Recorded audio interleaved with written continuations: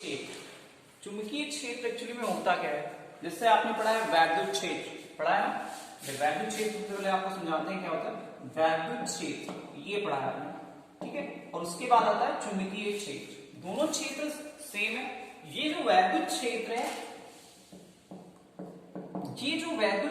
ये वैद्युत क्षेत्र आवेश जब गति नहीं कर रहे होते हैं, यानी आवेश अपने स्थान पे स्थित होते हैं, तो एक आवेश दूसरे आवेश पे जो भी बल लगाता है, ठीक है, उसको हम उसका वैद्युत क्षेत्र कहते हैं। यानी किसी गतिमान आवेश या गतिमान आवेश नहीं होना चाहिए, किसी आवेश समुदाय के चारों ओर का वह क्षेत्र, ठीक है, किसी आवेश समुदाय के चारों ओर का वह क्षेत्र जहां पर कोई अन्य आवेशित कण आकर्षण या प्रतिकर्षण बल का अनुभव करता है, उसे हम उसका वैद्युत क्षेत्र कहते हैं। जैसे भी मान लेते हैं ये इलेक्ट्रॉन है, तो इलेक्ट्रॉन क्या करेगा, अपने स्थान पर स्थिर है, तो ये क्या करेगा, अपने चारों ओर, ठीक है, अपने चारों ओर क्या उत्पन्न करेगा, एक वैद्युत क्षेत्र उत्पन्न करेगा। क्या करेगा, वैद्युत क्षेत्र उत्पन्न करेगा। लेकिन कब, जब ये स्थिर है, ठीक है, चलेगा तब भी वैद्युत क्षेत्र ही उत्पन्न कर, तब भी वैद्युत क्षेत्र उत्पन्न करेगा। लेकिन जैसे ही चलना स्टार्ट करता है, परिपथ में क्या उत्पन्न हो जाती है, जैसे मान लीजिए कोई परिपथ है, ठीक है, यहाँ पे कोई प्रोटॉन टाइप का है कण, ठीक है, पी टाइप का कण है,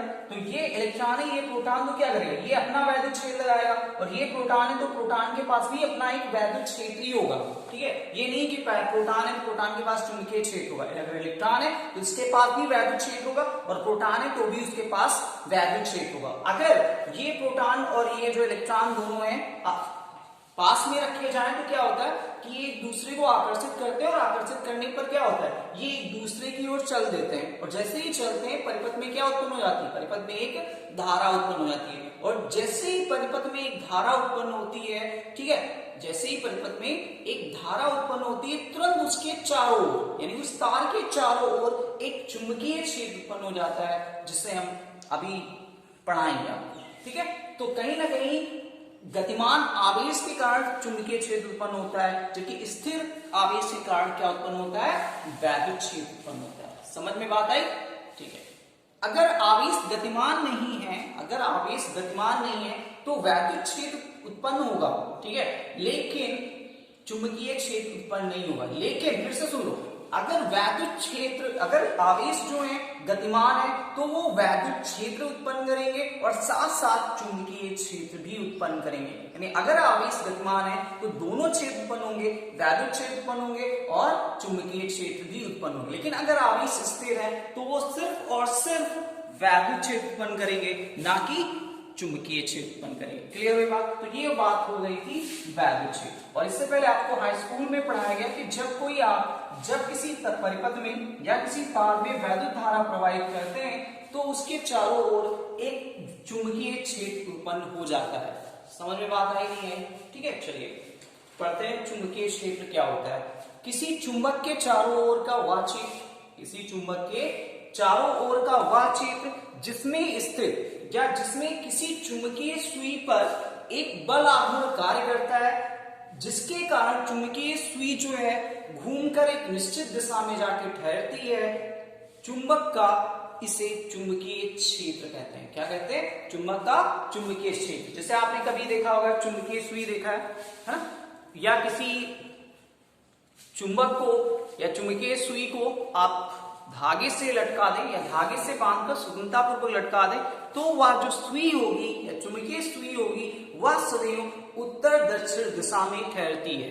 देखा है आपने कि हमेशा वो कहाँ ठहरती है, उत्तर दक्षिण दिशा में ठहरती। चाहे आप उसके पूरब पश्चिम कर दो, उसका जो नोक है वो पूरब पश्चिम कर दो, लेकिन तब भी वो घूम के उत्तर दक्षिण दिशा में जाके ठहर जाती है। कारण ये है कि जो हमारी पृथ्वी है, ये एक विशाल चुंबक की तरह कार्य करती है।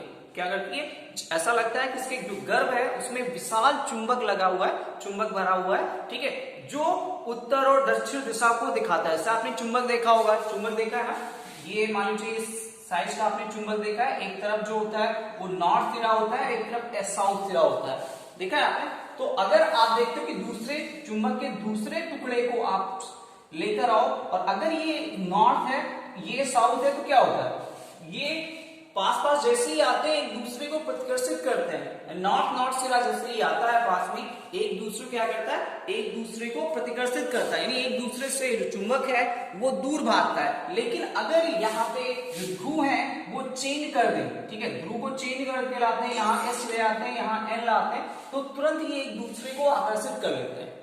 कर लेते हैं, नहीं कर लेते? देखा होगा आपने बचपन में चुंबक बहुत सारे देखे होंगे, ठीक है, तो ये एक दूसरे को आकर्षित करते हैं। तो वही वजह है कि जो हमारी पृथ्वी है वो चुंबक की तरह व्यवहार करती है, यानी उसके पास दो ध्रुव है, एक साउथ पोल है और एक नॉर्थ पोल है, यानी साउथ ध्रुव दक्षिणी ध्रुव और नॉर्थ वा उत्तरी ध्रुव, यानी हमारे पास दो ध्रुव हैं। तो जो चुंबकीय सुई है, ठीक है, जो चुंबकीय सुई है उसके पास भी अपना ध्रुव होगा, तो वो क्या होगा, वो तुरंत घूम जाता है, यानी जैसे ही चुंबकीय सुई लटकाई जाती है, जो उसका नॉर्थ सिरा होता है वो साउथ की ओर और जो साउथ सिरा होता है वो नॉर्थ की ओर चला जाता है। यही कारण है कि जो पृथ्वी पर अगर चुंबकीय सुई लटकाई जाती है स्वतंत्रता पूर्वक, उसके ऊपर कोई प्रेशर ना आए, तो वह हमेशा या सदैव उत्तर दक्षिण दिशा में जाके ठहरती है। तो समझ में आया होगा चुंबकीय सुई क्या है ना? ठीक है, तो यहां पे आपको चुंबकीय क्षेत्र की डिफिनेशन बताएगी कि यदि किसी चुंबक के चारों ओर का वह क्षेत्र जहां पर कोई एक चुंबकीय सुई लटकाई जाए तो वह एक बल आघूर्ण उस पर कार्य करता है, जिसके कारण चुंबकीय सुई घूमकर एक निश्चित दिशा में ठहर जाती है। ठीक है, चुंबक का चुंबकीय क्षेत्र कहलाता है। क्या कहलाता है? चुंबक का चुंबकीय क्षेत्र कहलाता है। नेक्स्ट चलिए ओस्टेट का प्रयोग। किसका प्रयोग?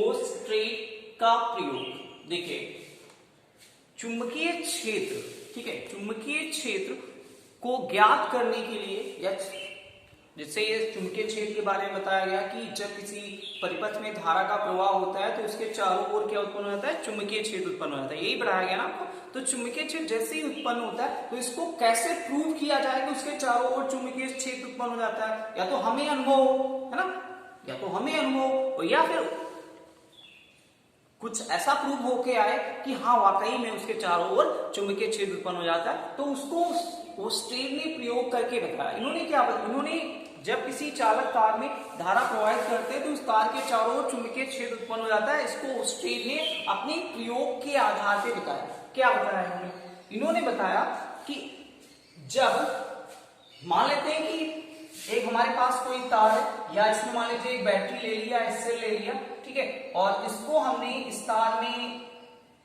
मान लेते हैं कि हमने धारा प्रवाहित की, ठीक है, मान लेते हैं यहाँ पे हमने एक कुंजी लगा दी और उस कुंजी को हमने यहाँ पे एक धारा मापी लगाया, या कह सकते हो हमने एक चुंबकीय सुई रख दी। क्या रख दी? मान लेते हैं कि हमने एक चुंबकीय सुई रख दी यहाँ पे, जो कुछ ऐसी है। कैसी है? चलिए इसको अरेंज कर देते पहले। ऐसी है, ठीक है। अब ये आपका पॉजिटिव सेल है, ये आपका नेगेटिव, ये आपकी कुंजी के है, ठीक है। अब देखते हैं कि कुंजी खुली हुई है, ठीक है। उसने क्या किया? उसने प्रयोग किया कि जब कुंजी उसने खोला तो जब कुंजी खुली हुई थी तब जो चुंबकीय सुई थी उसमें कोई विक्षोभ नहीं आ रहा था। क्या नहीं हो रहा था? चुंबकीय सुई में कोई विक्षोभ नहीं है। चुंबकीय सुई तब विक्षोभित या तब विक्षोभ देगी जब इसके कहीं से न कहीं से या चुंबकीय क्षेत्र में रखी जाएगी। अगर ये चुंबकीय क्षेत्र में नहीं रखी जाएगी तब यह विक्षोभ नहीं देगी। अतः इन्होंने इस तरह का प्रयोग किया कि एक चुंबकीय सुई ली, उसके चारों मतलब उसके ओर एक तार लगाया और तार में धारा का प्रवाह नहीं कराया तो चुंबकीय सुई को कुछ भी विक्षेपित नहीं हो रही थी। जैसे ही उसने कुंजी के प्रेस किया, जैसे ही कुंजी के को प्रेस किया, तुरंत परिपथ में क्या उत्पन्न हो जाएगी? तुरंत परिपथ में धारा का प्रवाह होने लगे। जैसे आप स्विच है, स्विच ऑन करते हो या स्विच ऑफ करते हो, जैसे ही स्विच ऑन करते हो तुरंत पंखा चलने लगता है, यानी आपने धारा भेज दिया पंखा को, और ऑफ कर दिया तो यानी आपने धारा काट दिया पंखा को, तो तुरंत पंखा क्या हो जाएगा? बंद हो जाएगा। और जब भेजा है तो तुरंत चलना स्टार्ट हो जाएगा। तभी तो हमें पता चलता है कि धारा प्रवाहित हो रही है ना। अगर आपने स्विच ऑन किया और तब पंखे में धारा नहीं जा रही तो मतलब धारा हमने प्रवाहित नहीं हुई, या धारा कहीं से रुकावट है, धारा प्रवाहित नहीं हो रही, तभी हमारा पंखा नहीं चल रहा है। क्लियर हुई बात? तो कहीं ना कहीं इन्होंने ओस्टेट जो थे उन्होंने एक प्रयोग किया। उसके बाद जब धारा का प्रवाह इसने कराया तो धारा जैसे ही प्रवाहित हुई तुरंत जो चुंबकीय सुई है उसमें विक्षोभ हुआ और चुंबकीय सुई एक और विक्षेपित हो गई। चुंबकीय सुई क्या हुई, एक और विक्षेपित हो गई। इसका मतलब क्या हुआ, इसका मतलब ये हुआ कि ये चुंबकीय सुई विक्षेपित तब होगी जब चुंबकीय क्षेत्र में वह रखी जाएगी। इसका मतलब धारा जैसे ही प्रवाहित हुई परिपथ में तुरंत यह चुंबकीय क्षेत्र इसके चारों ओर उत्पन्न हुआ, यानी तार के चारों ओर चुंबकीय क्षेत्र उत्पन्न हुआ। इसी के कारण वह क्या हुई, विक्षेपित हो गई।